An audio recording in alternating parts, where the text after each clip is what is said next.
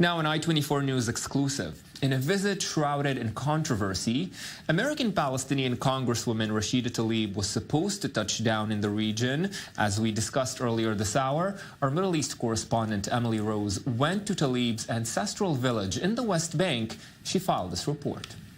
A running joke in Representative Rashida Tlaib's ancestral village of Beit Ur al-Fuka is that when U.S. President Donald Trump told the Palestinian-American Congresswoman to go back to where she came from, she took his advice literally. For me and for the villagers here, and for all the Palestinian people, we were so proud that Rashida became the first Palestinian member of Congress. We are very proud of that, and we are so proud of the effort made by Rashida to reach this position. Tlaib was born in the U.S., but her mother is from this West Bank village, which is located about 5 miles west of the Palestinian city of Ramallah. Her family always said there was something unique about her. When she was 10 years old, her grandfather said Rashida would be a lawyer.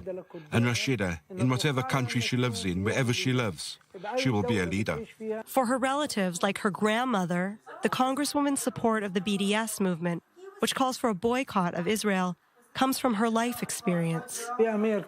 As a member of the American Congress, and also a Palestinian for some of her life, Rashida lived under occupation, and she lived the reality of the suffering from the Israeli occupation. So the message of her visit will be different from what you hear in the media about this region. One of the stated purposes for Tlaib's delegation is to try to show Americans what it's like, the facts here on the ground for the members of her ancestral village and those Palestinians living here in the West Bank. If you look just to my right, you can see 443. That's the main artery highway that leads from Tel Aviv to Jerusalem. And if you look just behind me, you can see the separation barrier Israel built with a stated purpose of security, and it runs just along the lines of Tlaib's ancestral village. Now, just above there are these brand new houses. The villagers here tell me they were finished around 2008, but they continue to expand.